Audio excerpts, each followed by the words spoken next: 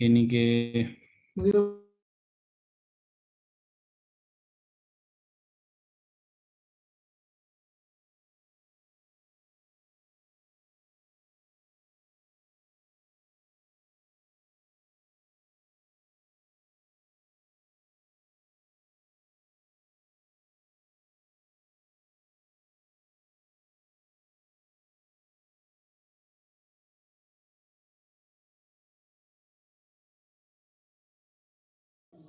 अस्सलाम वालेकुम सर। ना, वालेकुम अस्सलाम। जस्ट अ सेकंड में 1 मिनट करता हूँ ज़रा स्टार्ट ना सेशन।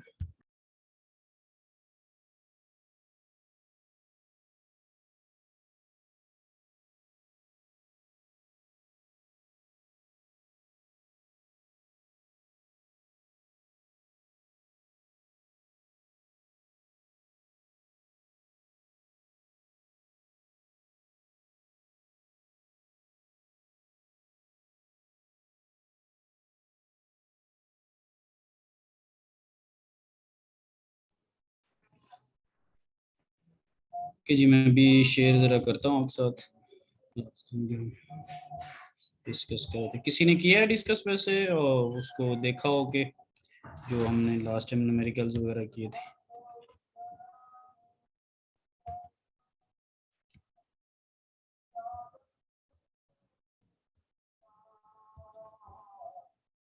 जी मैंने कहा कि किसी ने लास्ट टाइम न्यूमेरिकल्स वगैरह को किया था।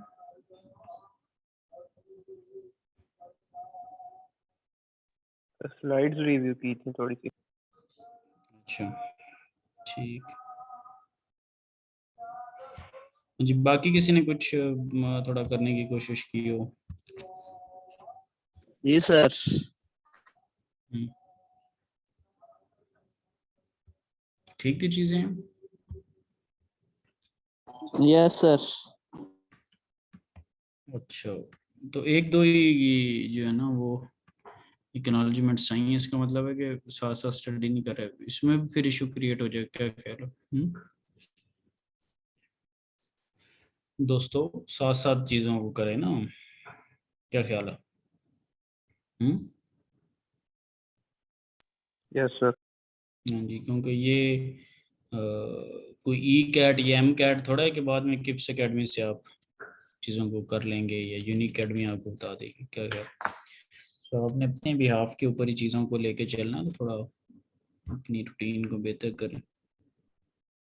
क्लास भी टाइमली ज्वाइन किया। अगर अभी मेरे ख्याल से मैंने खुद से कुछ 6-7 मिनट उसको लेट स्टार्ट किया ताकि सारे ज्वाइन कर लें, तो भी 11 participants I think so including me मुझे निकाल दें तो 18 की क्लास है, 10 लोग प्रेजेंट है। ठीक है, और चलिए खैर नहीं हो।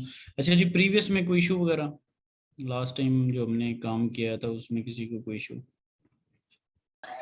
फिलहाल तो नहीं है सर। ठीक है। हाँ सर, अभी तक तो कोई इशू नहीं है। हम्म, वो पढ़ने पढ़ने वालों की 2 बंदों की गवाही आई है, तो मेरे ख्याल से जिन्होंने पढ़ा ही नहीं उनको तो वाकई कोई इशू नहीं होना चाहिए। हम्म। जी। Yes sir. सर अब तो पढ़ना पड़ेगा, फाइनल्स आ रहे हैं आगे। जी बिल्कुल, चलें जी, अच्छी बात है अगर आप लोगों ने अंडरस्टैंड कर लिया कि फाइनल आ रहे हैं। यस सर, बिल्कुल दिन तो ऐसे गुजर रहे हैं। बिल्कुल जी बिल्कुल। 4G 5G पे दिन गुजरे हैं ना, जैसे बाकी डेटा रेट हाई हो गया, इनके गुजरने का भी हाई हो गया होगा। बिल्कुल सर। ओके जी। अच्छा, स्पेसिफिक हीट को जो है ना वो हम आज ज़रा डिस्कस करते हैं। हीट का फिनोमिना तो सबको पता ही होगा कि हीट में हमारे पास क्या होता है कि टेम्परेचर डिफरेंस की वजह से एनर्जी ट्रांसफ़र हो रही होती है। और वैसे जब हमारे पास हीट का कॉन्सेप्ट आता है तो इट फील्स लाइक के जो बॉडी है उसका टेम्परेचर राइज हो रहा होगा। क्या ख्याल है, यही होता है हमारे सेंस में या कुछ और यस सर। डिफरेंट? जब हीट का कोई बंदा आपके सामने नाम लेता है तो आपको यही होता है कि टेम्परेचर इंक्रीज कर रहा होगा। ठीक है, और यहाँ वर्ड है स्पेसिफिक हीट का। तो आपको पता है कि जब स्पेसिफिक का वर्ड जो है वो किसी टर्म के साथ आ जाए तो क्या उसके ऊपर इफेक्ट पड़ता है या क्या चेंजेस आती हैं? सिंपल हीट अगर होती तो उसमें क्या आपके जहन में ख्याल आता है, या स्पेसिफिक हीट होती क्या आता है, या सिंपल एनर्जी और स्पेसिफिक एनर्जी? क्या फ़र्क महसूस करते हैं इन अल्फाज में? सर वो एनर्जी रिक्वायर जो होती है सर, वो उसके लिए टेम्परेचर राइज हम्म, करने के लिए। नहीं वो तो ये डेफिनेशन अभी लिखी हुई है ना, इसको तो अभी ज़रा डिस्कस करते हैं। स्पेसिफिक का वर्ड की मैं बात कर रहा हूँ कि जो स्पेसिफिक हीट है या स्पेसिफिक एनर्जी है, सिंपल भी हम हीट का वर्ड यूज़ करते हैं, सिंपल एनर्जी का वर्ड भी यूज़ करते हैं। सर सो जब स्पेसिफिक का कॉन्सेप्ट आ जाता है तो उसके अंदर फिर हमारे पास मैथ्स भी आ जाता है कि एक स्पेसिफिक मैथ्स के ऊपर फिर हम देखना शुरू कर देते बिल्कुल ठीक है। पर केजी के ऊपर यानी कि पर यूनिट केजी, यानी कि एक केजी के अगेंस्ट हमारे पास क्या चीज़ों का जो ना वो आंसर आ रहा है। तो जब हमारे पास स्पेसिफिक का वर्ड ऐड होता है अभी पर्टिकुलरली इन दिस कोर्स, तो हम उसमें क्या करते हैं कि वो चीज़ पर केजी से डिवाइड हो रही थी। जैसे एनर्जी है वो भी पर केजी की सेंस में होती है, वॉल्यूम है वो भी क्यूबिक मीटर पर केजी, इंटरनल एनर्जी वो भी 80 kilo joule per KG, enthalpy वो भी 80 किलो जूल पर केजी। जैसे आप प्रॉपर्टी टेबल है आप उसमें देखते रहते जाते रहते हैं, यूज़ करते रहते हैं। तो स्पेसिफिक में वो सारी चीज़ें गिवन होती है। सो खैर यहाँ पर भी जब हीट का वर्ड आ रहा है तो पर यूनिट मास या इसमें भी वैसा ही कॉन्सेप्ट आएगा, स्पेसिफिक का वर्ड है हीट के साथ। सो लेट्स सी के क्या डेफिनेशन क्या हमारे पास, the energy required to raise the temperature of a unit mass. ये जो ऑफ अ यूनिट मास ने एंट्री डाली है ये स्पेसिफिक वर्ड की वजह से एंट्री हुई है। So the energy required to raise the temperature of a unit mass of a substance by 1 degree. अब आप कर क्या रहे हैं कि 1 डिग्री टेम्परेचर बढ़ा है और कितने मास का बढ़ा है, 1 kg का, यानी कि पर यूनिट मास का। ठीक है, और उसके लिए जो एनर्जी रिक्वायर है। अब अगर ये सारी चीज़ें आप स्पेसिफाई नहीं करते तो ये भी हो सकता है कि शायद कोई 2 डिग्री को टेम्परेचर बढ़ना कह रहा हो, किसी के मुताबिक 3 डिग्री बढ़े तो टेम्परेचर है, किसी के मुताबिक क्या है। जैसे आप कहते हैं कि यार ना वहाँ पे फूड जो थी वो ठीक नहीं थी, अब पता नहीं अब आप उसको किस सेंस में कह रहे हैं। वो स्पाइसी नहीं थी, वो टेस्टी नहीं थी, वो ठीक तरह से उन्होंने उसके इंग्रेडिएंट्स ठीक नहीं थे। तो आपको कैटेगोरिकली चीज़ें डिफाइन करना पड़ती हैं कि आप क्या कहना क्या चाह रहे हैं। फिर चले 1 डिग्री पे अगर आप इत्फाक कर भी लेते हैं, अब पता नहीं आप 1 kg की बात कर रहे हैं, 2 kg की बात कर रहे हैं, 3 kg की बात कर रहे हैं, ये भी तो मुझे नहीं ना पता क्या ख्याल है। तो चीज़ें ये जो डेफिनेशन है दैट इज क्वाइट क्लियर कि the energy required to raise the temperature of a unit mass of substance by 1 degree. तो इसमें कोई बहाम तो नहीं है डेफिनेशन में, क्योंकि लूप होल छोड़ा गया। No sir, clear. ठीक है, अब यूनिट्स उसके देखें तो वो भी डेफिनेशन को सपोर्ट करें। किलो जूल पर केजी पर डिग्री सेल्सियस, यानी कि क्या मुराद क्या है कि आपने, मैं उसको सर्कल करूंगा जैसे जैसे अल्फाज बोलूंगा, द एनर्जी रिक्वायर्ड, ठीक है, किस चीज़ के लिए, टू रेज द टेम्परेचर, किसका, ऑफ अ यूनिट मास, ठीक है, ऑफ अ सब्सटेंस, वो कुछ भी हो सकता है, ठीक है, कितने डिग्री, बाय 1 डिग्री, ठीक है। सो जो उसके यूनिट्स हैं वो भी डेफिनेशन को तकवीत दे रहे हैं, राइट। अब इसको दो पार्ट्स में डिवाइड किया हुआ है। एक ये भी हो सकता है कि specific heat at a constant volume और specific heat at a constant pressure, right. तो जब आप एट अ कांस्टेंट वॉल्यूम के ऊपर स्पेसिफिक हीट ले रहे हैं तो उसके लिए हमारे पास सी वी का कॉन्सेप्ट है, उसको हम जिस नोटेशन से रिप्रेजेंट करें, when we are talking about specific heat at a constant pressure, तो उसके लिए सी पी है, ठीक है, लाइक सी और पी सबस्क्रिप्ट में है, ठीक है। अब ये दो चीजें क्या होती हैं, इसको भी अभी जरा डिस्कस कर लेते हैं। सो आई होप सो कि स्पेसिफिक हीट का यूनिट, उसका कॉन्सेप्ट, एवरीथिंग इज क्लियर, ताकि मैं फर्दर जो दो चीजें मैं आगे और डिस्कस करूं। यस सर, क्लियर है। ठीक है जी। अब देखिए कि specific heat at a constant volume से वैसे जाहिर हो रहा है कि ऐसी स्पेसिफिक हीट जब आप जो सिस्टम है उसका वॉल्यूम कांस्टेंट है, उसका वॉल्यूम चेंज नहीं हो रहा, तब आपके पास क्या सिनेरियो बनेगा, ठीक है। और जब आप बात करें कांस्टेंट प्रेशर की तो वो सेकंड केस है, यानी कि प्रेशर कांस्टेंट है।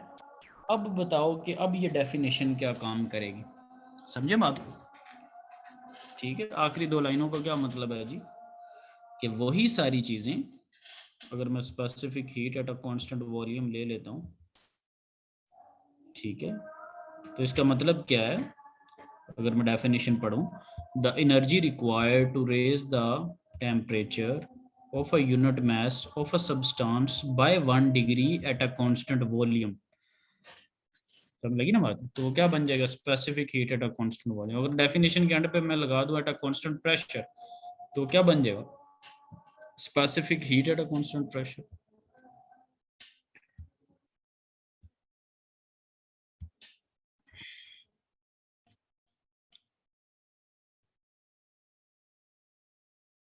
ठीक है। सो अगेन जो पहले मैं बात कर रहा, specific heat at a constant volume can be viewed as energy required to raise the temperature of a unit mass of substance by 1 degree as the volume is maintained constant. यही मैं आपसे बात कर रहा हूँ, ठीक है। और कांस्टेंट प्रेशर की क्या बात है, the energy required to do the same by maintaining the pressure constant, यानी कि the energy required to raise the temperature of a unit mass of a substance by 1 degree at a constant pressure, उसको आप क्या कहेंगे, specific heat at a constant constant. Pressure. Yes sir.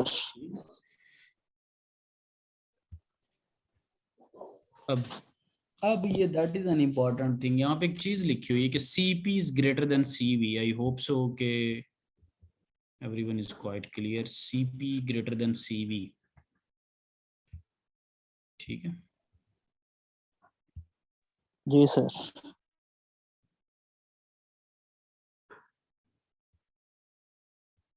अच्छा जी। अच्छा रमीज, अभी भी 12 लोग हैं, आपने पता रमीज क्या करना है, इनको क्लास के बाद एक मैसेज करना है कि ये जो लेट ज्वाइन कर रहे हैं या जिन्होंने बिल्कुल ज्वाइन ही नहीं किया, वो मुझे ईमेल के ऊपर ना रीज़न मेंशन करके मेल करेंगे, ठीक है। बताएंगे कि एक्सक्यूज आजकल उनकी क्या मसरूफियात है। Excuse me sir. जी जी। सर वो असल में ना अभी सर असद साहब ने मेल किया, वो प्रोजेक्ट भेजा हुआ है उन्होंने, वो अभी कह रहे जी जी डिसाइड करके बताओ। तो बच्चे उसी ठीक में है। लगे हैं, कह रहे अभी मुझे मेल करो डिसाइड करके। ठीक है। वो असाइन की उन्होंने, तो उसकी वजह से हम्म। बच्चे भी डिस्टर्ब हैं। अच्छा रोज ही, वैसे तो चलो मैं पिछले लेक्चर की देख लूंगा चीजें, बच्चे डिस्टर्ब है यानी कि, तो यकीनन पहले काम नहीं किया होगा तब भी किसी ने कहा होगा कि अभी भेजो। अच्छा जी।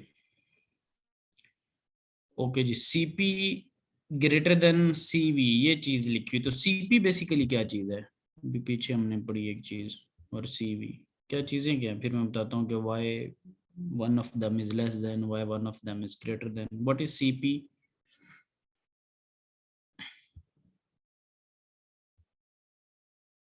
हाँ जी दोस्तों। कांस्टेंट वॉल्यूम और कांस्टेंट प्रेशर। वो क्रिटिकल सीपी पॉइंट है। Constant pressure sir. अच्छा जी, और कोई? अच्छा, अब जो मेन चीज है ना वो साथ में नहीं बोल रहे, specific heat at a constant pressure, समझ लगी ना बात? Specific heat at a constant pressure बात करें, ठीक है।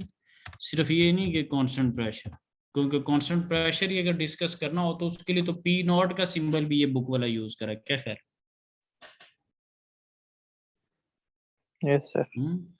यानी कि P1 is equal to P2 is equal to P naught, P naught या T नॉट का सिंबल यूज कर रहा है वो प्रेशर या वॉल्यूम या टेम्परेचर को कांस्टेंट के, तो that is specific heat at a constant pressure और specific heat at a constant volume. अच्छा जी, अब जरा डिस्कस करते हैं why Cp is greater than, when you are saying के जी कांस्टेंट वॉल्यूम, पहले उसको डिस्कस कर लेते हैं। सपोज यू आर सेइंग के जी कांस्टेंट वॉल्यूम है, ठीक है, let's say you're saying constant volume। अब ये बताएं कि आपका इस टॉपिक में पर्पस क्या है, ये जो अभी हम पढ़ रहे हैं करवाना आप क्या चाह रहे होते हैं, क्या डेफिनेशन थी इसकी, मकसद क्या है, क्यों पढ़ रहे हैं, काम क्या कर रहे हैं इसमें आप, इस टॉपिक में स्पेसिफिक हीट वाले में?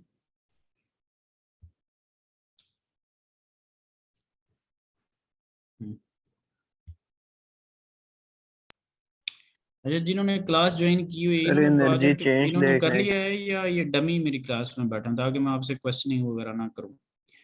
हाँ, ये जो क्लास में हैं ये मेंटली तौर पे प्रेजेंट हैं या ये भी डबल यस टास्क सर। कर रहे हैं? प्रेजेंट है यस सर। सर। तो बताएं ना कि ये जो पिछली यस स्लाइड सर। पढ़ी है, ये जो काम पढ़ा है, स्पेसिफिक हीट का क्या क्या पर्पस है इस टॉपिक का?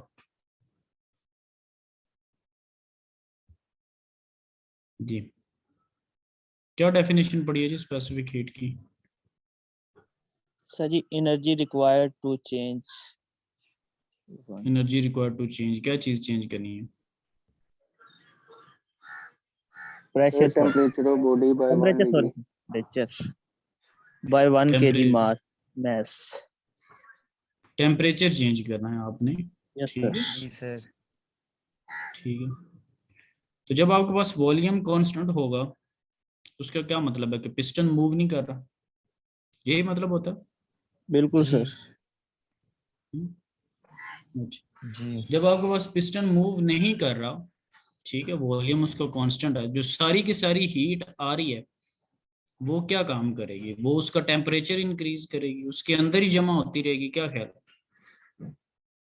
जब ऊपर लिड मूव नहीं कर रहा तो उसके अंदरूनी तौर पे उसका टेम्परेचर बढ़ाने में यूटिलाइज होती रहेगी ना, उसके अंदर ही रह रही है ना। क्या ख्याल है? हम्म, ऐसे ही है, ये कुछ और है? आपको क्या लगता है?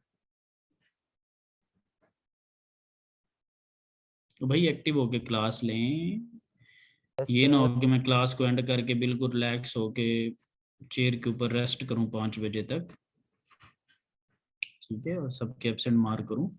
चीज़ें जरा एक्टिव होके बैठे। तो मैं आपसे क्या कह रहा हूँ कि यस अगर सर। उसका वॉल्यूम कांस्टेंट है, नहीं खाली यस सर नहीं, किस चीज़ के ऊपर यस सर का है, अब तो बात पुरानी होगी। मसला ये है कि आपके पास एक पिस्टन है, मैं उसको हीट सप्लाई कर रहा हूँ ऊपर, उसको मैं उसके पिस्टन को मूव नहीं होने दे रहा, ठीक है, तो सारी की सारी जो एनर्जी है उसके इंटरनली अंदर ऐड अप होती रहेगी। यस सर, होती रहेगी। ठीक है। अब अगर यही काम मैं अब जो है वो कांस्टेंट प्रेशर के लिए डिस्कस करने लगा, ठीक है, specific heat at a constant pressure. फर्क हमने देखना है कि क्या है जी। जब प्रेशर कांस्टेंट होगा तो सिर्फ यही गारंटी है ना कि प्रेशर कांस्टेंट है। वॉल्यूम तो चेंज हो सकता है, क्या ख्याल है? वॉल्यूम की तो कोई गारंटी नहीं है ना, वॉल्यूम तो बदल सकता है। क्या ख्याल? व्हेन यू आर सेइंग कि ये कांस्टेंट प्रेशर है तो दैट मींस के वॉल्यूम कुछ भी हो सकता है। वॉल्यूम पे तो हम बाउंड नहीं है, ये बाउंड है। नो सर, बाउंड नहीं है। No sir. No sir, bound. तो इसका मतलब है वॉल्यूम चेंज हो सकता है। क्या ख्याल? यस सर, डेफिनेटली अगर हुआ तो हो जाए, हम्म। वॉल्यूम चेंज हो जाएगा। अच्छा, ठीक है। अब जिस नुक्ते की तरफ मैं तवज्जो दिलवाना चाह रहा हूँ उस पर मैं आता हूँ। पहला आपका काम ये है कि टेम्परेचर इंक्रीज हो, ऐसे ही। जी सर। इसमें आपकी एनर्जी लग रही है, कुछ एनर्जी आपकी यूटिलाइज हो रही है वॉल्यूम चेंज होने में भी। क्यों? क्योंकि लिड पिस्टन ऊपर को मूव करता जा रहा है। ऐसे आपका तो जस्ट प्रेशर कांस्टेंट है, कुछ एनर्जी आपकी पिस्टन को ऊपर मूव करवाने में खर्च हो रही है, कुछ एनर्जी उसका टेम्परेचर बढ़ाने में यूज हो रही है। जब आप वॉल्यूम को कांस्टेंट कर देंगे तो सारी की सारी एनर्जी उसके टेम्परेचर बढ़ाने में लगेगी। आपका मकसद टेम्परेचर बढ़ाना है। आपका मकसद क्या है? टेम्परेचर टेम्परेचर बढ़ाना। बढ़ाना। तो ज्यादा एनर्जी किस पे खर्च होगी? कांस्टेंट प्रेशर वाले केस में ज्यादा एनर्जी खर्च हो रही होगी। कुछ वॉल्यूम चेंज करने में जा रही है, वॉल्यूम चेंज होना आपके लिए नुकसानदेह अमल है, वो आपका मकसद नहीं है। समझ रहे हैं बात? जी यस सर। बात समझे हैं? सर एक्सक्यूज जी जी सर। जी। सर, अगर हम वॉल्यूम इंक्रीज नहीं करेंगे तो वो तो हीट उसके अंदर इंक्रीज होती जाएगी। बिल्कुल ठीक है, आप बिल्कुल सही कह रहे हैं। अब आपकी बात को थोड़ा स्ट्रॉन्ग कर देते हैं ना, ठीक है, काज़मी की बात को थोड़ी तकवीयत देते हैं। अभी ये जो सारी मैंने बहस शुरू की हुई है वो इसी वजह से की हुई है कि स्पेसिफिक हीट कांस्टेंट जब वॉल्यूम होता है तब कम एनर्जी देनी पड़ती है, जब कांस्टेंट प्रेशर होता है तब ज़्यादा एनर्जी देनी पड़ती है। इख्तलाफ तो नहीं है इस बात से? कांस्टेंट प्रेशर के ऊपर ज़्यादा एनर्जी देनी पड़ती है, कांस्टेंट सर वॉल्यूम के ऊपर आप जैसे काज़मी कह रहा है कि ज्यादा टेम्परेचर बढ़ता जाएगा, ठीक है। तो हम तो ये चाह रहे हैं कि जस्ट 1, इसका मतलब 1 डिग्री तो बड़ी जल्दी बढ़ जाएगा और एनर्जी हमें बड़ी थोड़ी उस पर सर्व करनी पड़ेगी। यही तो मेन बात है कि सीपी के ऊपर ज्यादा वैल्यू चाहिए होती है, सीवी के ऊपर लेस वैल्यू चाहिए होती है। समझ लगी बात की? फिर जी रिपीट सर, करूं या समझ लग रही है?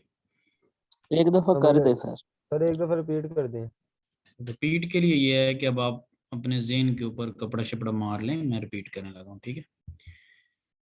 यस बात सर। ये हो रही है, स्पेसिफिक हीट का मतलब ये होता है कि आपने किसी भी बॉडी का 1 डिग्री टेम्परेचर इंक्रीज करना है और उसका मास 1 kg हो, ठीक है, समझिए ना।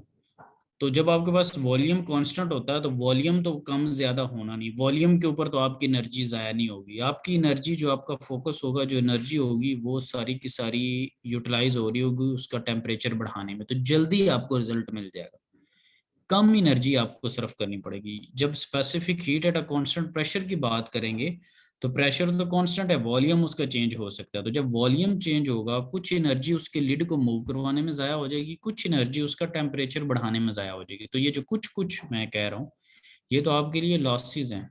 आपको 1 डिग्री अगर बढ़ाना है तो आपको ज़्यादा एनर्जी देनी पड़ेगी, क्योंकि कुछ वॉल्यूम में डेसिपेट हो जानी है, कुछ ने आपका टेम्परेचर बढ़ाना है, तो यहाँ पर आपको ज़्यादा एनर्जी देनी पड़ेगी। जो डेफिनेशन ऑफ एनर्जी रिक्वायर्ड वो ऑब्वियसली ज़्यादा किलो जूल लगेंगे कांस्टेंट प्रेशर के केस में, कांस्टेंट वॉल्यूम के केस में कम लगेंगे। यार सिंपल सी बात है, आपने कैटल के ऊपर ढकना रखा हुआ है, तो जब हम किसी चीज़ को ढांप के कर रहे होते हैं तो हमारी क्या ख्याल है कि जल्दी उबल जाएगी, जल्दी पक जाएगी, यही कह रहे होते हैं। किसी का जी ढक्कन यस सर। आपने सर। ऊपर से उतारा हुआ है तो आप क्या कह रहे होते हैं कि अब वो जल्दी नहीं पकने वाली, समझ रही ना बात? Yes sir. क्यों? क्योंकि उसकी कुछ एनर्जी ज़ाया हो रही है। बंद वाली चीज़ पे, फिक्स वाली चीज़ पे आप कह रहे हैं कि सारी की सारी अंदर ही रहेगी, हीट ज़ाया नहीं होगी, तो यही यहाँ पे पर्पज है। Yes sir. ठीक है जी। सो एनी हाउ अब आगे मूव करते हैं ज़रा, ठीक है। तो ठीक है, अब ये 1 2 मैंने इसलिए साथ में लिखा हुआ कि यानी कि वो दो हिस्सों में तकसीम हो रही है, वो एक हिस्से में जा रही है ताकि आपको चीज़ों का आइडिया होता रहे ना, क्योंकि एनर्जी की उसमें। सो सीपी ग्रेटर देन सीवी, ठीक होगी बात, ये हमें पता चल गया। और अब जब आप सीवी की बात कर रहे हैं, एनर्जी बैलेंस इक्वेशन हमारे पास क्या होती है कि E in minus C out is equal to delta E, ऐसे ही। यस जी सर। सर।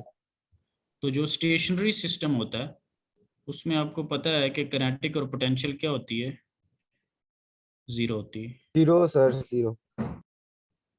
ठीक है। तो उसको मैं फिर डेल्टा ई को लिख सकता हूँ, डेल्टा यू, जो कि स्टेशनरी सिस्टम की एनर्जी बैलेंस इक्वेशन। जी सर।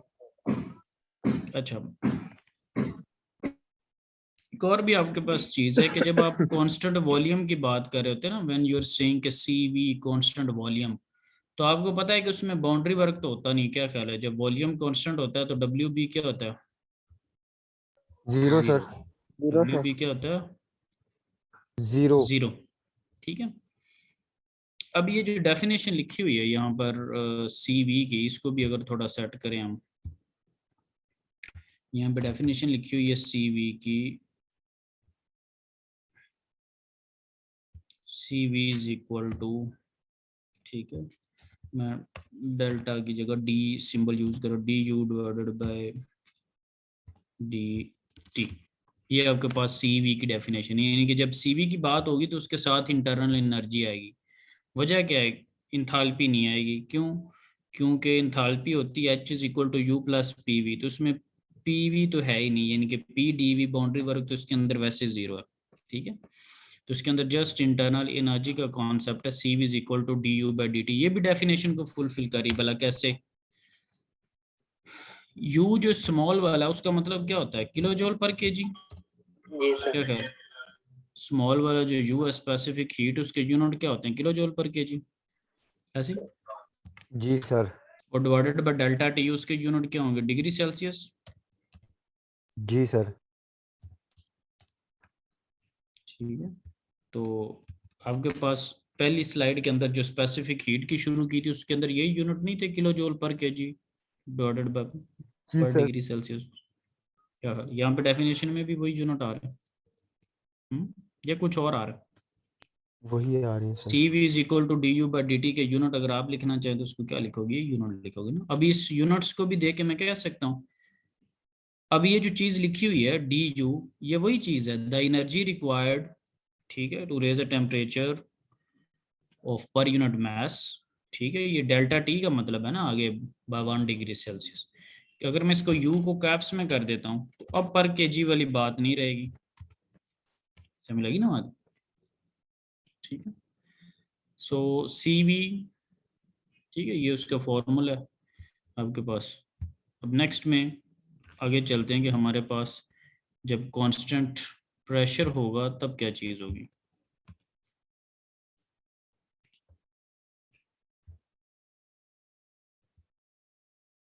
ड्राइंग सारी मैं क्लियर करने लगा हूँ, राइट। अब आप देखें जब कांस्टेंट प्रेशर की बात आ रही है, सीपी की, specific heat at a constant pressure, तो फॉर्मूला में क्या चीज़ यूज हुई हुई है? हाईलाइट मैंने किया, पता चलता है अब इसको किसी को पता भी है ये क्या चीज़ लिखी जिस पे मैंने टिक मार्क लगाया हुआ? Sir enthalpy, change of enthalpy. Enthalpy sir, change in enthalpy enthalpy. लिखिए। Yes sir. इंथाल्पी का फॉर्मूला क्या होता है जी? So U plus PV. U plus PV. क्या U plus बात है, PV सर। क्या बात। ठीक है, boys has started the dry fruits. Yes U sir, plus बादाम। पी वी, ठीक है। ये आपके पास स्पेसिफिक उसका इंथाल्पी का फॉर्मूला है कि U प्लस पी वी, ठीक है। अब ये इसकी जगह मैं H क्यों ले आया हूँ, पिछले की जगह मैंने U क्यों लिखा हुआ था, वो मैं भी आपको बताता हूँ। कि जो आपके पास कांस्टेंट प्रेशर होता है, अभी पीछे भी मैंने आपको बताया था कि कांस्टेंट प्रेशर का क्या मतलब है कि वॉल्यूम चेंज हो सकता है। क्या ख्याल है, कांस्टेंट प्रेशर का क्या मतलब है जी? वॉल्यूम चेंज हो सकता है। वॉल्यूम चेंज हो वॉल्यूम, सकता है सर। वॉल्यूम में चेंज, ठीक है, वॉल्यूम चेंज हो सकता है। तो जब आप वॉल्यूम किसी चीज का चेंज करेंगे तो वो यू के अंदर पीवी ऐड हो जाएगा। क्या ख्याल है, यू प्लस पीवी। जी। तो यू प्लस पीवी क्या होता है जी? इंथैल्पी इंथैल्पी होता है, सर।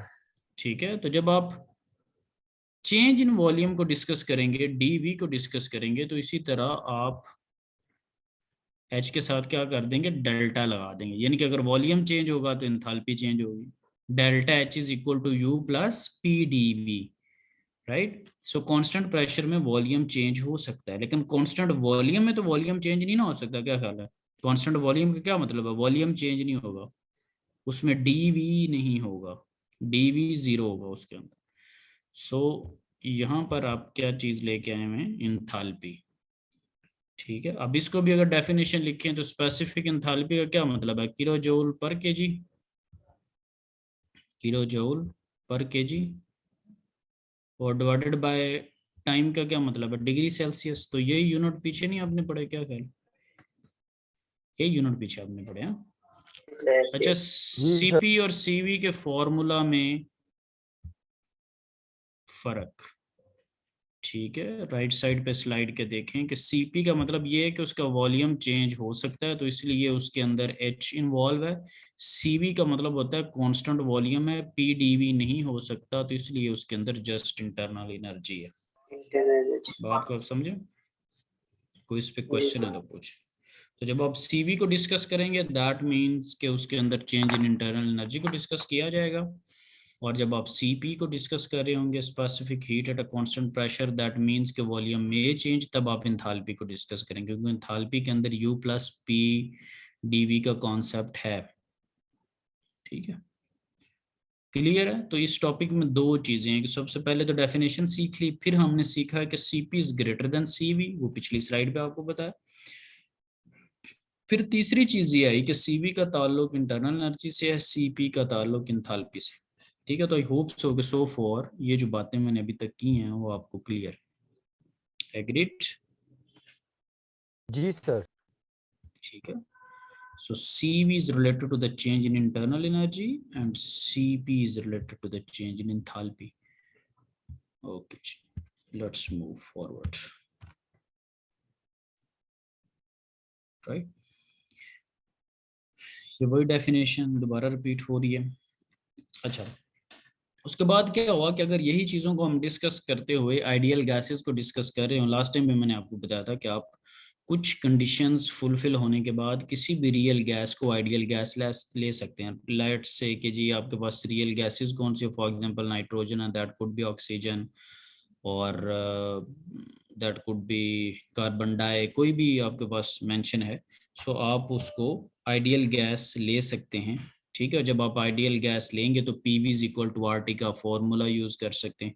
इस फॉर्मूले का आपके पास क्या बेनिफिट होता है कि आप कुछ वैल्यूज़ जो हैं उनको फाइंड आउट कर सकते हैं, कुछ प्रॉपर्टी टेबल्स की मदद से, कुछ इस इक्वेशन की मदद से। so तभी हम उनको आइडियल गैस ज्यूम करते ताकि हम आइडियल गैस का फॉर्मूला यूटिलाइज करें।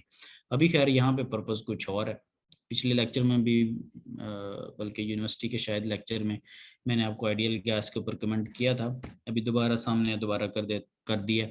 अब यहाँ पे क्या पर्पस है, ये टॉपिक जो लिखा हुआ है internal energy, enthalpy and specific heat of ideal gases, आपके पास क्या है कि जॉल साइंटिस्ट ने एक एक्सपेरिमेंट किया, ठीक है, कि जो इंटरनल एनर्जी है उसका लिंक प्रेशर के साथ है या टेम्परेचर के साथ है। ठीक है, सो उसने भी आपको पिक्चर में भी नज़र आ रहा होगा कि एक वाटर के अंदर एक एयर प्रेशर है, सो वॉल्व लगा हुआ है। ठीक है, तो एक वैक्यूएटेड एक साइड पे फिल्ड है, सो उसने वॉल्व को जब ओपन किया तो फिल्ड वाली साइड से जब वैक्यूएटेड वाली साइड पे मटेरियल आया तो ऑब्वियसली यहाँ पे प्रेशर जो है वो चेंज हुआ होगा, क्योंकि वैक्यूएटेड के अंदर कोई प्रेशर नहीं है। जब एयर आपने किसी चीज़ के अंदर बंद किए वहाँ पे हाई प्रेशर हो, तो प्रेशर के एक्सचेंज होने से उसने देखा कि इंटरनल एनर्जी के ऊपर कोई फर्क नहीं पड़ रहा, जबकि टेम्परेचर के चेंज होने से इंटरनल एनर्जी के ऊपर फर्क पड़ता है।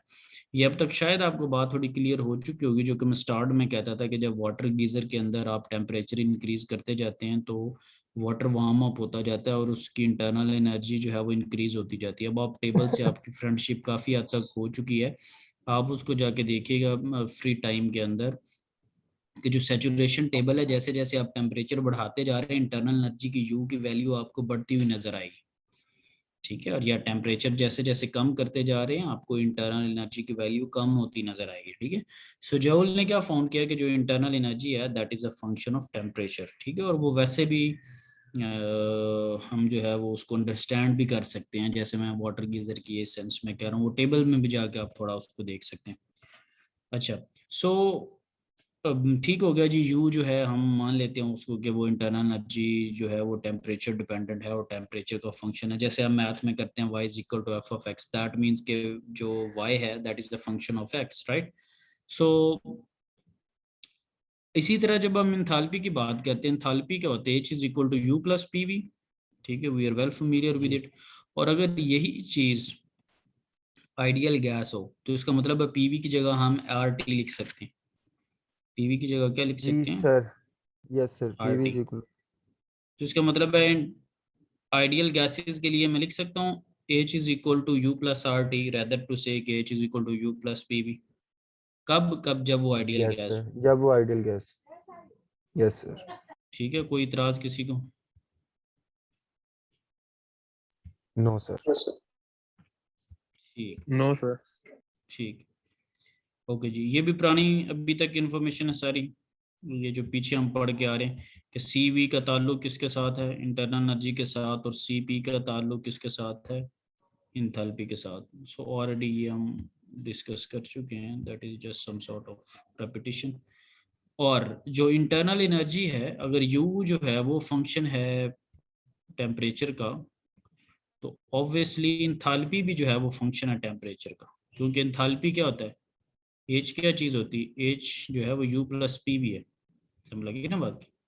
सो अगर आपके पास यू टेम्परेचर का फंक्शन है तो ऑब्वियसली इंथैल्पी भी क्या है, वो भी टेम्परेचर का फंक्शन है, यानी कि टेम्परेचर के चेंज होने से इसके ऊपर भी इफेक्ट आ रहा होगा। तो ये जो आज मैंने बात की कि टेम्परेचर बढ़ाएं इंटरनल एनर्जी पे फ़र्क पड़ा, या आपने टेबल में जाके वैसे खुद से उसको ऑब्जर्व करने की कोशिश करनी है।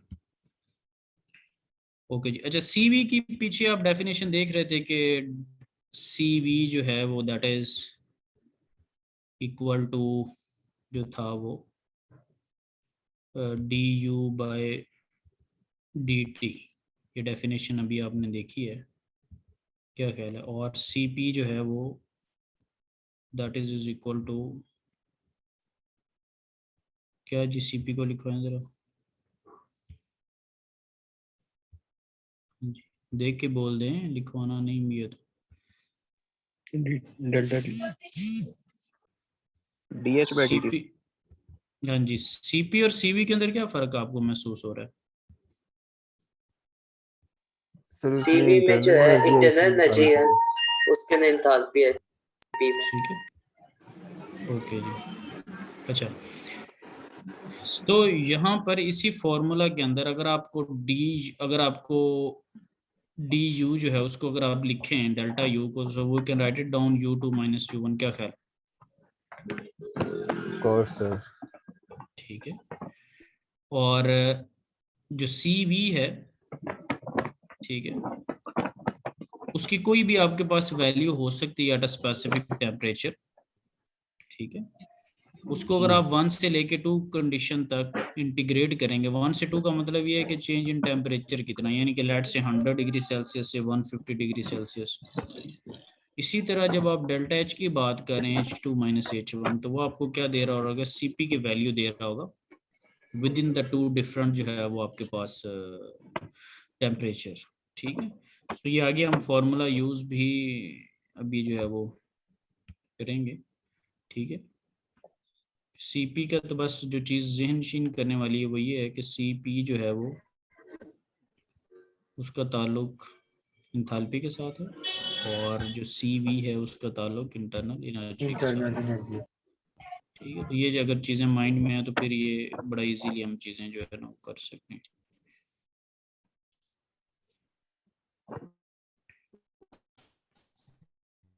ओके जी।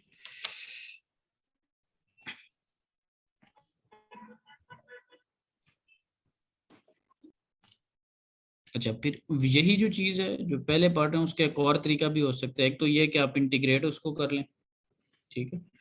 दूसरा तरीका ये है कि dt आपके पास जो था, dt का क्या मतलब है कि चेंज इन टेम्परेचर, ठीक है।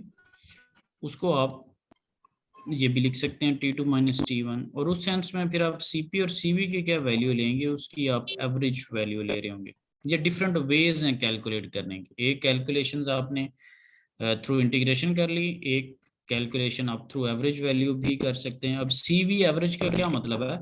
CV एवरेज का ये मतलब है कि जो आपके पास 2 टेम्परेचर होते हैं, let's say T1 plus T2, ठीक है, डिवाइडेड बाय 2, तो ये आपके पास एक टेम्परेचर आ जाएगा, ठीक है। इस टेम्परेचर के ऊपर जो CV निकलेगी उसको आप कह रहे हैं CV एवरेज। समझ रहे बात कि एवरेज टेम्परेचर के ऊपर आपके पास जो CV या CP निकलेगी उसको आप कैलकुलेट करें। तो इस मेथड को हम कहते हैं एवरेज वैल्यू मेथड, ठीक है। चीजें वही हैं कि इंटरनल एनर्जी का ताल्लुक किसके साथ है? CV के साथ। चेंज इन एंथैल्पी का ताल्लुक किसके साथ है? CP के साथ। कॉन्सेप्ट वही है, सीपी के साथ। ठीक है। इसको भी समराइज भी करता हूँ, इसको जरा, ये 3 तरीके हमारे पास आ गए कि हमने अगर इंटरनल एनर्जी या change in enthalpy find out करनी है, so there are 3 ways to determine the enthalpy and internal energy. अब आपको लग रहा होगा कि सर तरीका तो आपने एक ही बताया, वो कि सीपी का ताल्लुक चेंज इन एंथैल्पी के साथ और सीवी का ताल्लुक चेंज इन इंटरनल एनर्जी के साथ है, फिर 3 मेथड कैसे हो गए वो भी जरा देख लेते हैं। एक तो चीज़ ये है कि आप क्या कर लें कि अगर आपको change in internal energy find out करनी है तो आप U2 माइनस U1 कर सकते हैं टेबल से देख के, क्या ख्याल? यस सर, कर सकते हैं। U2 माइनस U1 या H2 माइनस H1 कर सकते हैं फाइंड या नहीं कर सकते? Of course. ठीक है, तो इसको कह लेते हैं कि थ्रू टेबुलेटेड मेथड, ठीक है, कि टेबल के थ्रू, ठीक हो गया। क्योंकि हमें पता है U1 U2 हम वहां से फाइंड आउट कर लेंगे। फिर नेक्स्ट में हमारे पास क्या, नेक्स्ट को हम कहते हैं कि जी थ्रू इंटीग्रेशन। क्या कहते हैं जी? थ्रू इंटीग्रेशन, ठीक है। और ऑब्वियसली कॉम्प्लेक्स टाइप की इंटीग्रेशंस होती तो हम उसको कह लेते हैं कि ये जी कंप्यूटराइज्ड कैलकुलेशंस हैं। तो जब आप इंटीग्रेशन कर रहे होते हैं तो इंटीग्रेशन करने के लिए फिर कोई ना कोई फंक्शन भी तो रिक्वायर होगा, क्या कह रहे हैं? वो फंक्शन किस चीज का? वही सीपी और सीवी का ही फंक्शन है। So change in internal energy आप कैसे फाइंड आउट कर सकते हैं कि डेल्टा यू जो है वो इंटीग्रेशन करें सीवी की और डेल्टा टी की, ठीक है, 1 से 2। माइक जरा बंद कर लें। तो जी हमारे का चल रहा है माइक। चलो सही है, इसको मैं म्यूट कर देता हूँ, कर दिया। चलो ओके जी। So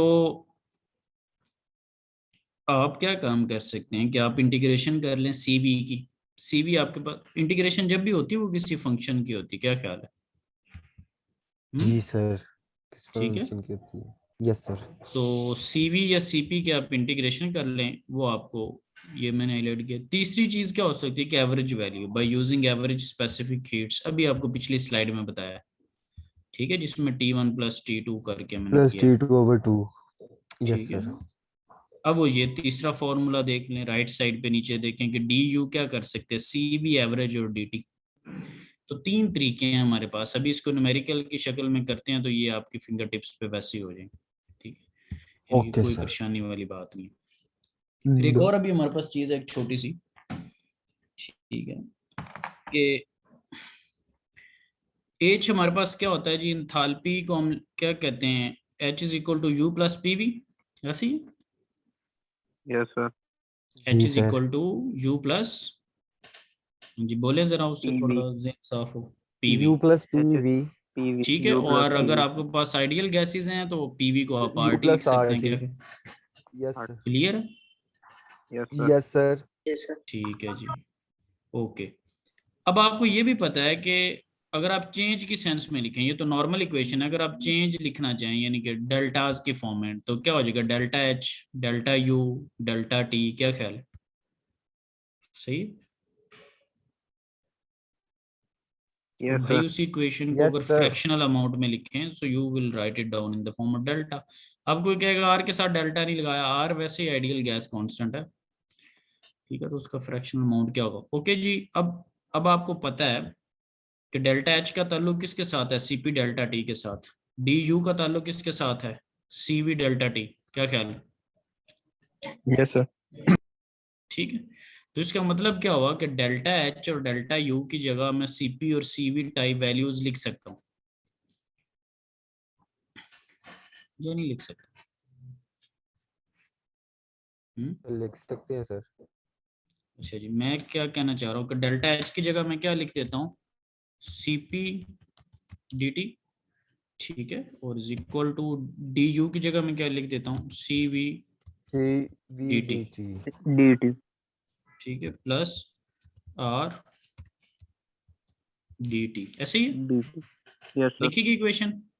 yes sir. अब आप मुझे ये यस बताएं सर। कि ये सारी में डी टी कॉमन नहीं है,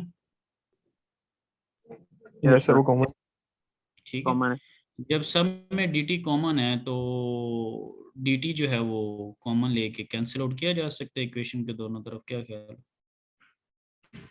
यस सर। Yes sir. भाई ये dt जो है इसको यस सर। कैंसिल आउट कर देना from all sides, so you will end up with cp is equal to cv plus r, agreed? Yes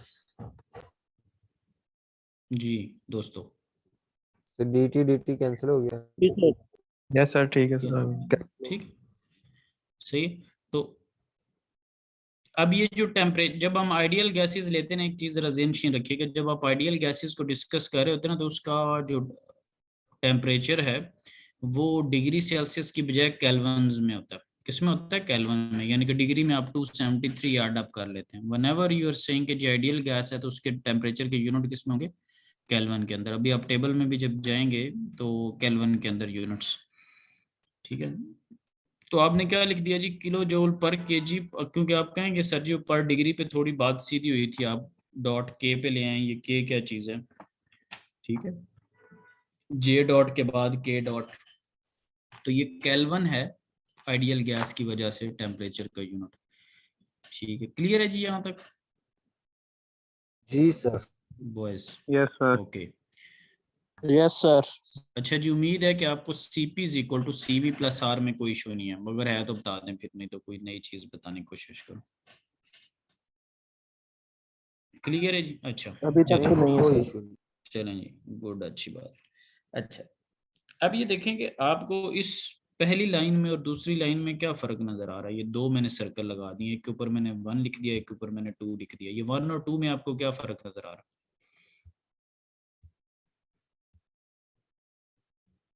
और इक्वेशन नंबर 1 में आपको क्या फर्क नजर आ रहा है? इक्वेशन नंबर 2 में आपको क्या क्या फर्क नजर आ रहे हैं जी दोनों पे? बार्स हैं इसके ऊपर। ठीक है, वो कह रहे हैं बार्स हैं, ठीक है। और यूनिट में कोई फर्क? यस सर, सर मोल जो एक मोल में सर और मोलर आ गया, मोलर मोल बेसिस में। पे। ठीक है, तो जब आप पर केजी की बजाय पर किलो मोल लेते हैं, ठीक है, तब फिर आपके पास क्या होता है? यूनिट्स तो चेंज हुए हुए कि किलो जूल पर किलो मोल इनटू केल्विन। फिर जो आपके पास वही इक्वेशन है उसके ऊपर आपने बार लगा दिया, सीपी के ऊपर बार है, सीवी के ऊपर बार है, और ये जो आर है वो पहले कांस्टेंट था तो उसको आपने क्या लिख दिया? R U. ठीक है, तो ये अगर पहली इक्वेशन की नोयत बदली है तो उसके यूनिट्स की नोयत भी बदली है। ठीक है, तो यानी कि अगर पहली और दूसरी जी इक्वेशन कहीं लिखी हो तो मैं बड़ा कैटेगोरिकली पता चल रहा है। ठीक है, मुझे तो पता चल रहा है। जैसे सिंपल एनर्जी और स्पेसिफिक एनर्जी लिखी हो तो यूनिट्स भी डिफरेंट होते हैं, सिंबल्स भी स्मॉल में होते हैं, चीजें बड़ी क्लियर हैं। क्या ख्याल? इस यस सर। जी सर जी। Yes sir. ठीक है, तो इसी तरह हम स्पेसिफिक हीट अगर रेशो देखें तो वो K is equal to CP/CV। चलें जी, परेशानी वाला दौर ख़त्म हो गया, हम अभी चीज़ों को सॉल्व करने की कोशिश करते हैं। और ये जो एग्जांपल के तौर पे ये एक चीज़ समझाने की कोशिश की गई है, इसको भी ज़रा अभी देखते हैं। पहले मैं थोड़ी एग्जांपल कर लूँ ताकि चीज़ें थोड़ी प्योरीफाई हो जाए, इस तरह चीज़ें ख़राबी की तरफ आहिस्ता आहिस्ता जाने लग जाएंगी। न्यूमेरिकल कर लेता हूँ और चीज़ें थोड़ी सेट हो जाएंगी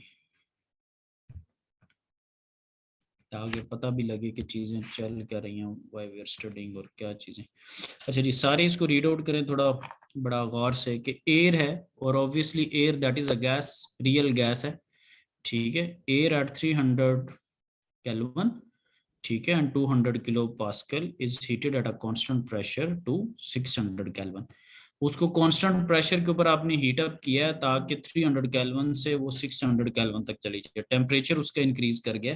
ठीक है, और एयर नेचुरल गैस है, जी उसको ऑब्वियसली आपने आइडियल गैस के तौर पे ज्यूम करना है, तो उसने आपको लेना यूनिट्स है। डिग्री सेल्सियस के देने की बजाय केल्विन्स में दिए हैं।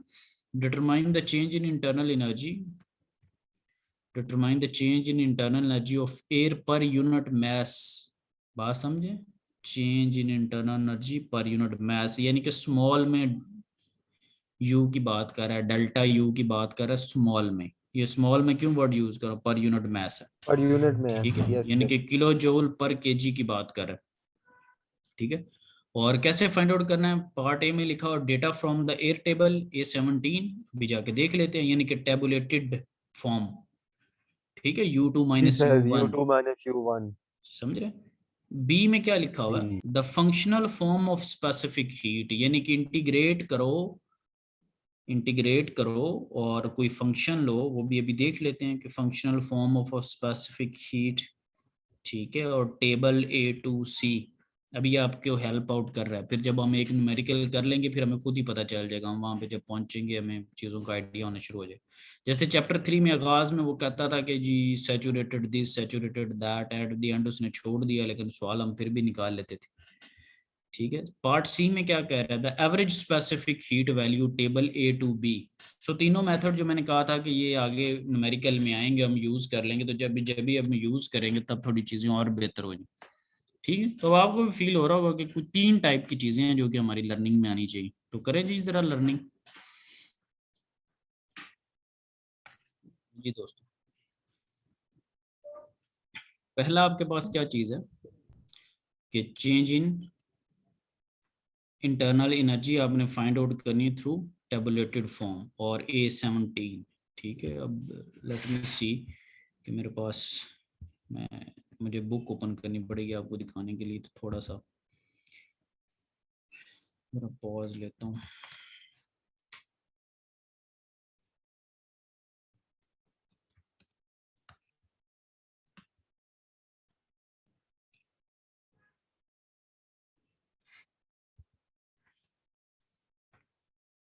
मैं भी बुक ओपन करता हूँ और लोगों को दिखाता हूँ कि कहाँ पे हमने चीज़ें फाइंड आउट करनी। तो कौन सा आपको टेबल कह रहा है जी? Table A17। Yes sir. Yes okay sir. जी, थैंक यू सर। अच्छा जी, ये भी मैं आपके साथ just a second screen share करता हूँ। पोस्ट न्यू शेयर और स्क्रीन जी। और दोस्तों ये आपके साथ स्क्रीन शेयर की टेबल आपको नजर आ रहा होगा, ठीक है। Yes sir. तो टेबल के ऊपर हेडिंग है जी टेबल A17। खैर इससे मेरा कोई ताल्लुक नहीं, मेरा ताल्लुक क्या है, नीचे लिखा हुआ ideal gas properties of air. क्या ख्याल? Yes sir. Ideal gas properties of air, तो न्यूमेरिकल का स्टार्ट ही कहाँ से हो रहा था? एयर से। समझे, न्यूमेरिकल का Yes. आगाज सब वाटर नहीं है, रेफ्रिजरेंट नहीं है, एयर है। यस। और टेम्परेचर कितना था भला? 300 केल्विन टू 600 केल्विन पे गया था, ऐसा ही कुछ था, या वापस चला जो स्लाइड पे? 300 केल्विन से 600। ठीक 300 है 600। ठीक है जी, ये जी 300 केल्विन टेम्परेचर है। मैंने आपको पहले कहा था कि ये देखें टेम्परेचर डिग्री सेल्सियस की बजाय क्या यूनिट टेम्परेचर की दिए हुए केल्विन। केल्विन। समझ लगी ना बात की जो मैं? Yes sir. सो आपको इंटरनल एनर्जी चाहिए, तो इंटरनल एनर्जी 300 केल्विन पे है जी 214, ठीक है। और Yes. फिर आपको 600 केल्विन पे चाहिए, वो भी देख लेते हैं जरा।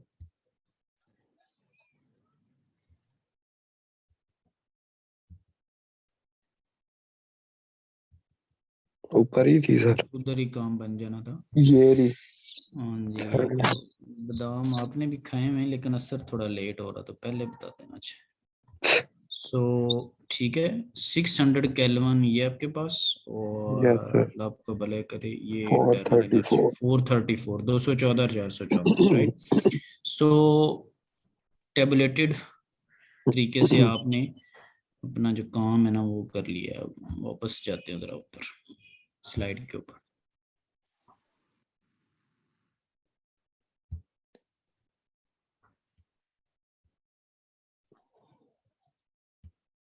हाँ जी दोस्तों, स्लाइड उम्मीद है नजर आ रही होगी अब आपको, या नहीं? Yes, sir. Of course. ठीक है जी। Yes. U 300 kelvin, 600 kelvin, 214 434 minus कर दिया, game is over, 220. Right. Yes, sir. ठीक है जी, उसने कहा था टेबल A17 वगैरह वगैरह, समथिंग लाइक दैट। चलो जी, tabulated form finish, 5/5 marks. Next जी पार्ट, ठीक है।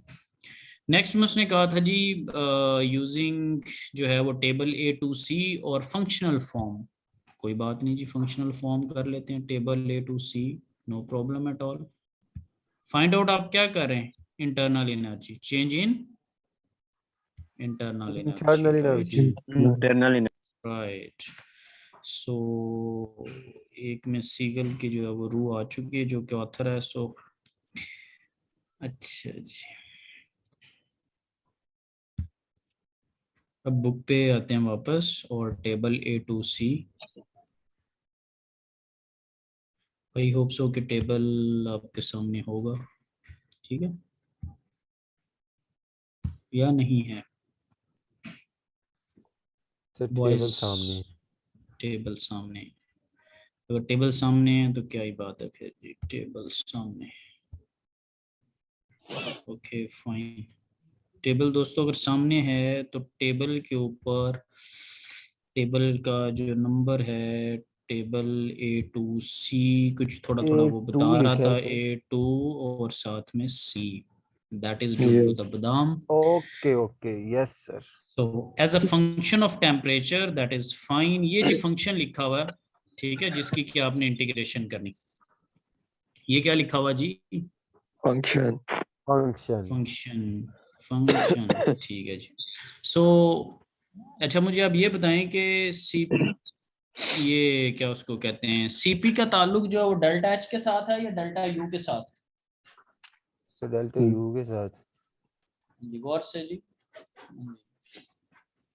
दोस्तों, सीपी का ताल्लुक specific heat at a constant pressure का ताल्लुक इंथैल्पी के साथ है या इंटरनल एनर्जी के साथ? Internal. Enthalpy के साथ. इंथैल्पी के साथ। इंथैल्पी के साथ है यकीनन। Delta H. Yes, sir. Okay that's fine.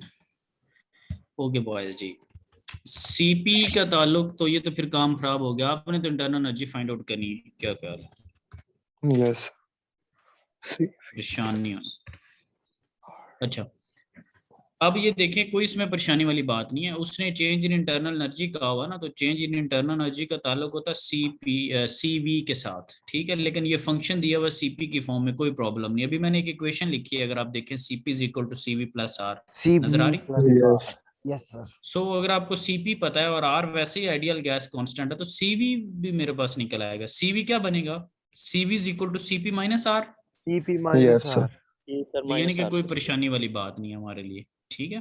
तो हम इस Yes. ये जो फंक्शन है इसकी इंटीग्रेशन कर लेते हैं, CP माइनस R करके इसकी सारे की इंटीग्रेशन कर लेते हैं।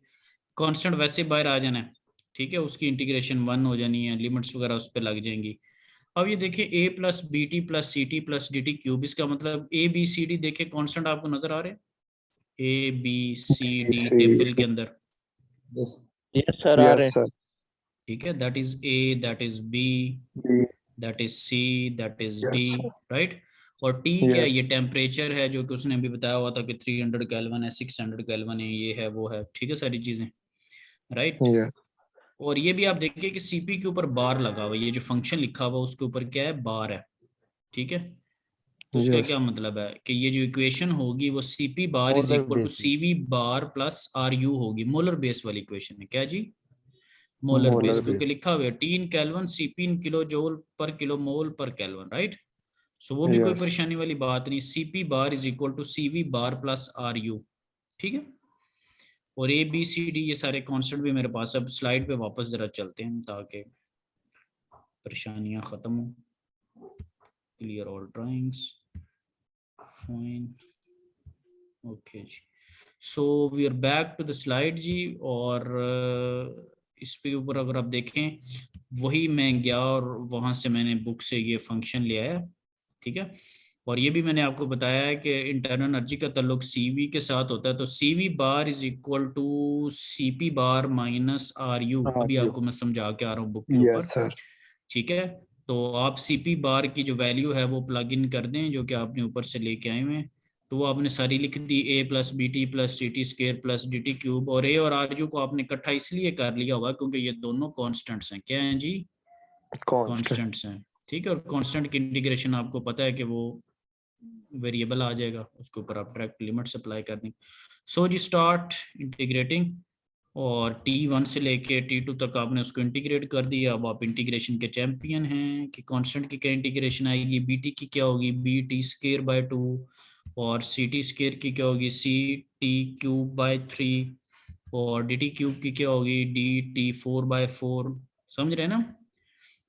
यस जो सर। आप अकेडमीज वगैरह में फीस देते रहे FSC में, उसको रिकॉल करें जरा इंटीग्रेशन को, और अल्लाह आपको भला करे। सो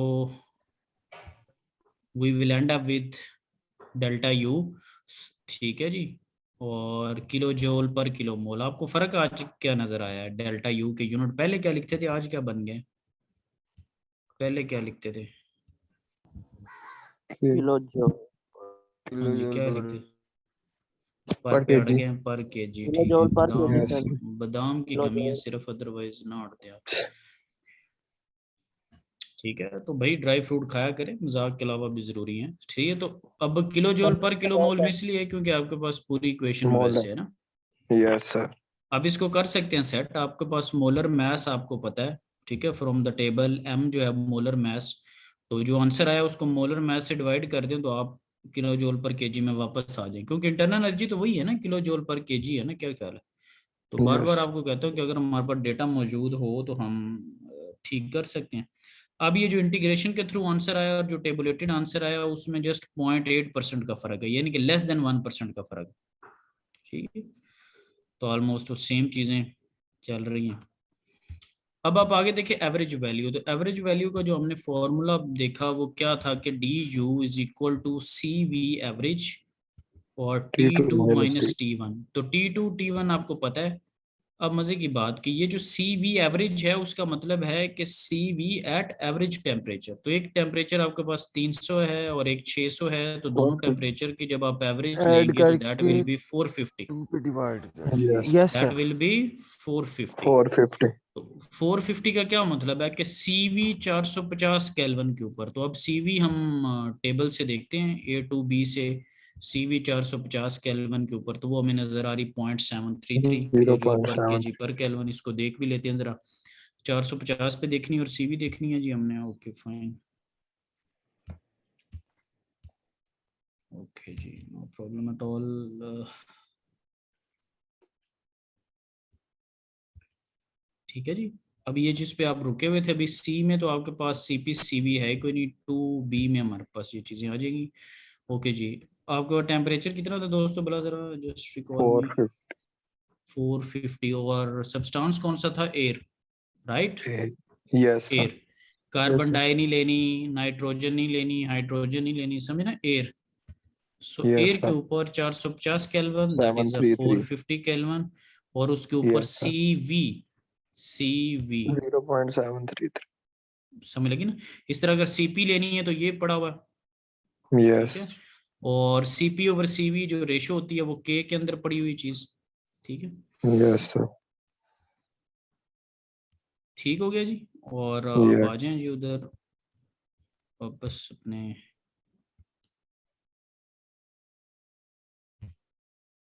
ठीक है जी, सॉल्व हो गया CV एवरेज और मामला खत्म। ठीक है, through Yes, average sir. Formula, through integration, through tabulated. अब इसमें एक सीन है एक तरह कि ये जो आप RU लिए फिर रहे हैं, RU, ठीक है, टेबल में आपको yes लेके जाऊंगा, उसमें R होगा, उसमें RU तो होगा नहीं। अभी जरा देखते हैं बोला क्या हमारे साथ बनता है, जस्ट अ सेकंड।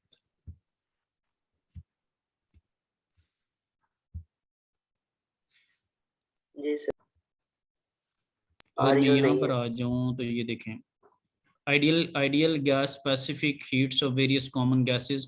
तो एयर का अगर आप देखें फॉर द एयर, तो आपके पास जो गैस कांस्टेंट है वो तो किलो जूल पर केजी पर केल्विन में है। आगे आपके पास CP CVs दी हुई हैं, आपके पास RU तो नहीं है टेबल में, जी yes सर। ठीक है। लेकिन वहां पे तो आप CP बार, CV बार और RU को यूज करें, ठीक है।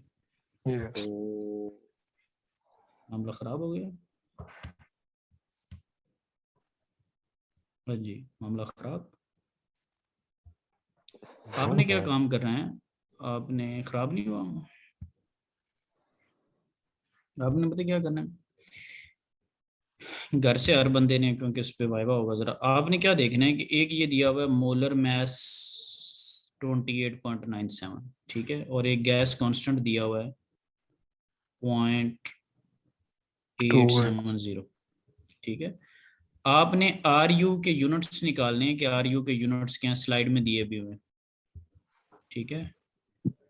RU के यूनिट स्लाइड्स में दिए भी हुए हैं, जहाँ पे CP bar is equal to CV bar plus RU।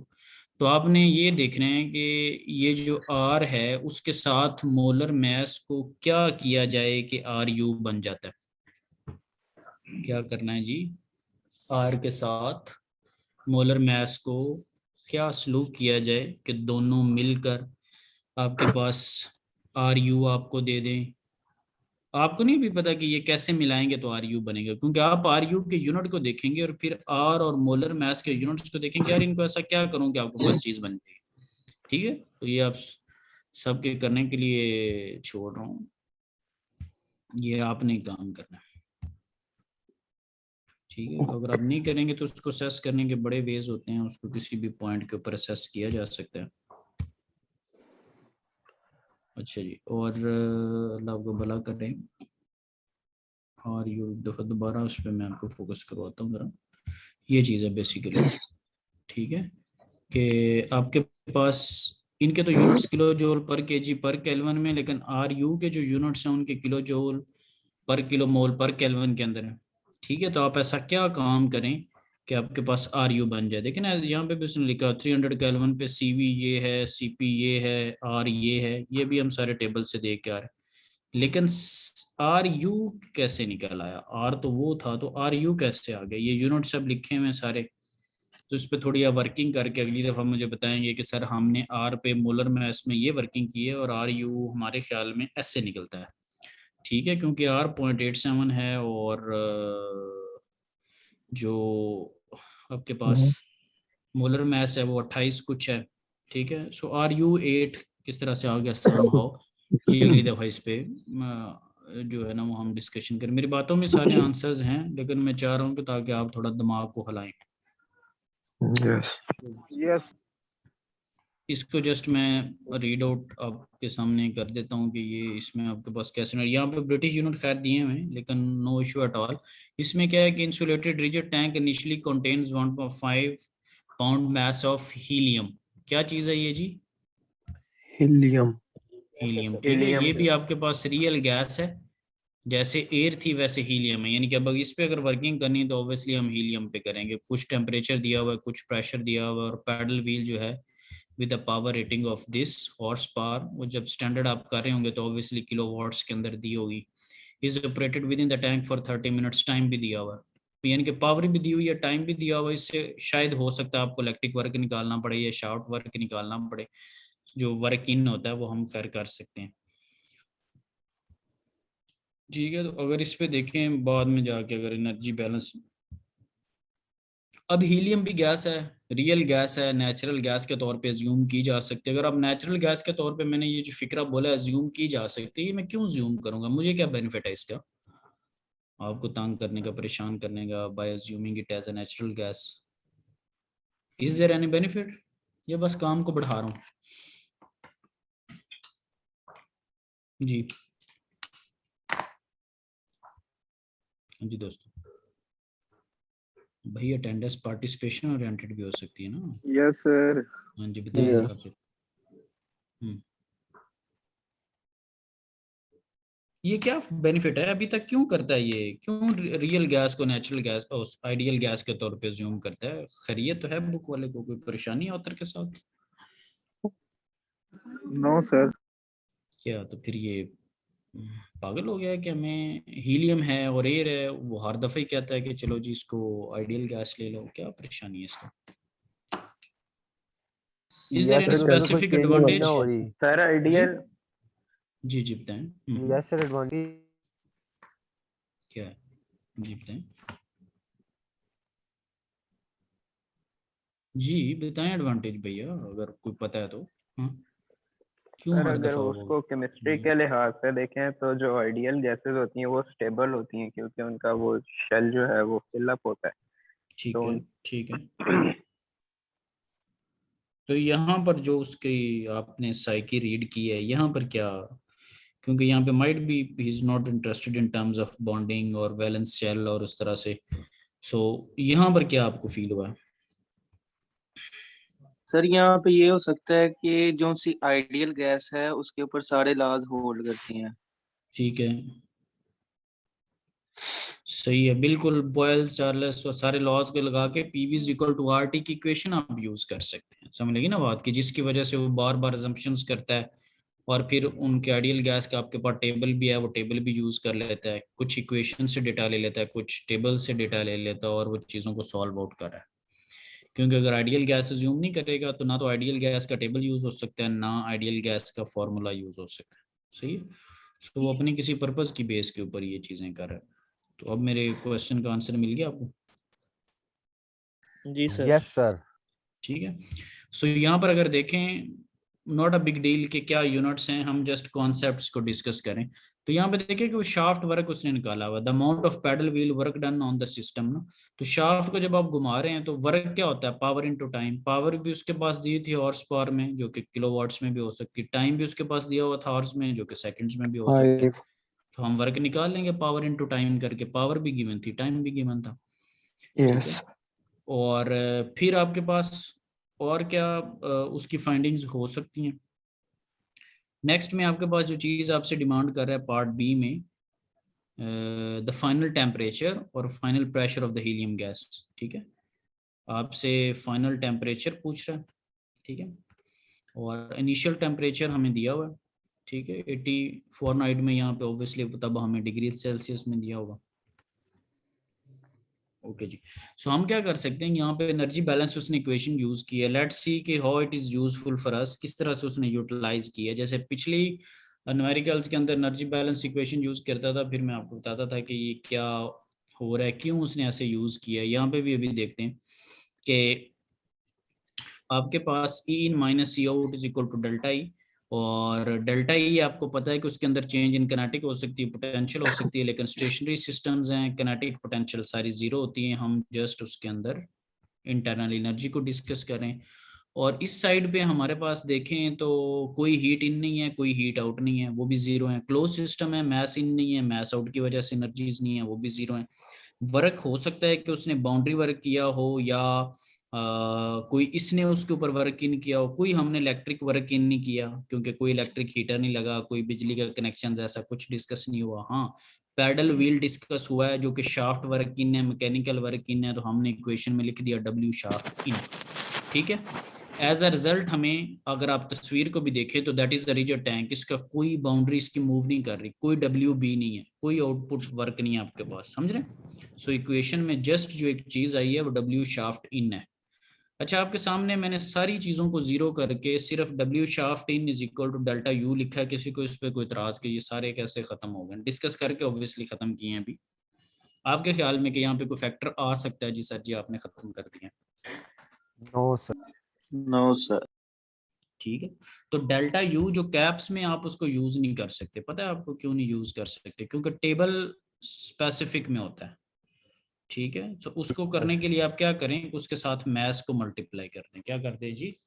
Mess into specific कर दें। सो मैस इंटू स्पेसिफिक हमने कर दिया एम डी यू। अब आपको ये भी पता है कि एम डी यू जो है, डी यू का ताल्लुक किसके साथ है? C V delta T. Temperature. Yes C sir. V delta T, delta U का ताल्लुक किसके साथ है? सी वी के साथ। CV delta T. Delta U is equal to C V delta T, पिछली स्लाइड्स वाले फॉर्मूलाज। अब मुझे कैसे पता चला कि यहाँ पर? पहली बात तो ये है कि u इसलिए आया हुआ है क्योंकि वॉल्यूम उसका कांस्टेंट, अगर वॉल्यूम कांस्टेंट ना होता तो u की जगह क्या आता? Delta H. u की जगह क्या आता? Delta H. डेल्टा अगर एच। बाउंड्री वर्क भी होता तो u की जगह क्या आ जाना था? Delta H. और cv की जगह फिर क्या आ जाना था? cp। सीपी। लेकिन अभी ये दोनों केस नहीं है, समझ रहे बात? अब उसने नहीं कहा कि ये इनको ऐसा बताओ, ये मैं आपको खुद से कुछ केसेस जनरेट किए ताकि आपके कॉन्सेप्ट स्ट्रॉन्ग हो। सर जी वो क्यों नहीं आया? ठीक है, सो अब T1 भी आपके पास गिवन है, T2 जो है वो आपके पास अननोन है, और मैस भी आपके पास गिवन है। W शॉर्ट वर्क इन आपने अभी ये पार्ट इसमें निकाला है। ठीक है, अब यहाँ पे एक इशू है कि ये CV जो एवरेज है ये आप कैसे फाइंड आउट करोगे? आपके पास तो T2 ही नहीं है। और CV एवरेज क्या होता है? On average temperature. Average temperature के लिए दोनों टेम्परेचर T1 होंगे प्लस तो आप T2 find over out two. करोगे, यस क्योंकि सर। आप तो भाई T2 फाइंड आउट करने जा रहे हो, तो एवरेज टेम्परेचर आप कैसे निकाल सकते हैं? जब एवरेज टेम्परेचर नहीं निकाल सकते तो फिर CV आप कैसे निकाल सकते हो? ठीक है, इधर से ही है ना हम मसला? एवरेज टेम्परेचर निकाल लेंगे। कैसे? अभी तो भाई इसको T2 फाइंड टू आउट से करोगे T2 को तो फिर आएगा ना। आपके पास तो यस ये सर। है ही नहीं, आपके पास तो ये है ही नहीं। जब यस ये यस है ही नहीं तो T2 कैसे निकले? जी अच्छा सर। जी, ठीक है, मसला मैंने आपके जहन में पैदा कर दिया है। ठीक है, अच्छा जी, अब इसका क्या सोल्यूशन है हमारे पास? कि जो मोनोएटॉमिक गैसेस होती हैं, लाइक हीलियम भी उसमें से एक है। ठीक है, जो मोनोएटॉमिक गैसेस हैं, helium is one of them. ठीक है, वो आपके पास जो होती हैं डिफरेंट टेम्परेचर्स के ऊपर उनकी स्पेसिफिक हीट की सेम वैल्यू होती है, बहुत ज़्यादा उसमें यस। चेंजेस नहीं आ रही होती। ठीक है, तो जो आपके पास पहले टेम्परेचर पे वैल्यू होगी वही आपके पास दूसरे टेम्परेचर पे होगी। सो पहला टेम्परेचर आपके पास 80 डिग्री फ़ारेनहाइट, ऑब्वियसली ये स्टैंडर्ड यूनिट्स के अंदर कोई ना कोई टेम्परेचर होगा। तो आप टेबल में से जाके CV देख लेंगे कि अभी आपको टेबल मैंने दिखाया उसमें CP था, CV था, R था, मोल्स वगैरह थे, सारा कुछ अभी दिखा के लाया हूँ। ठीक है, तो ये आपके पास CV आ जाएगी। CV इशू इसमें ये था, अगेन रिपीट कर देता हूँ, कि CV एवरेज का मतलब है एट एवरेज टेम्परेचर। तो एवरेज टेम्परेचर तब आता है जब दो टेम्परेचर हो। तो आपने तो पहले टेम्परेचर फाइंड आउट करना था, आपके पास तो टेम्परेचर था ही नहीं दूसरा। सो आपने कॉन्सेप्ट यूज किया कि जो हीलियम गैसेज हैं लाइकवाइज मोनोटॉमिक जिनमें एक एटम होता है, उनकी स्पेसिफिक जो हीट की वैल्यूज हैं आइडियल गैस की वो कांस्टेंट होती हैं। ठीक है, सो वो जो पहले टेम्परेचर पे होगी वही दूसरे पे होगी, तो इस वजह से आपको हेल्प मिल गई है CV एवरेज फाइंड आउट करने की, अदरवाइज आप यहाँ पे फंस चुके थे। ठीक है, तो आपके पास T2 निकला है। जब T2 निकला है तो उस टेम्परेचर के अकॉर्डिंगली फिर आगे आपने जो यस है वो सर। प्रेशर भी जो है वो फाइंड आउट कर लिया। प्रेशर आपने कैसे फाइंड आउट किया? P1 V1 RT1 और P2 V2 RT2, R cut गए दोनों तरफ। P1 V1 RT1 और P2 V2 RT2, R दोनों साइड्स पे कॉमन थे, वो कट गए। रिमेनिंग आपके पास चीजें सारी पूरी हैं। ठीक है, जी सर। क्लियर है जी? तो ये बस आपके पास चीज थी। फिर जब वैल्यूज आ गई हैं तो उसने आपके पास इक्वेशन जो है वो बना दी है। और वो आपको पता है रिजिड टैंक था तो कांस्टेंट उसका वॉल्यूम था। 1 और 2 पे देखें वॉल्यूम सेम है। पहले पे 50 प्रेशर था PSI के अंदर जो उसे डेटा में गिवन था, अब दूसरे पे 52 निकल आया। ठीक है, तो वो हम बना सकते हैं PV diagram, no issue at all. यहाँ तक किसी को जो कोई इशू दैट मतलब यानी कि आज का जो करवाना था दैट इज ओवर। यहाँ तक किसी को कोई इशू है तो बताए। No sir.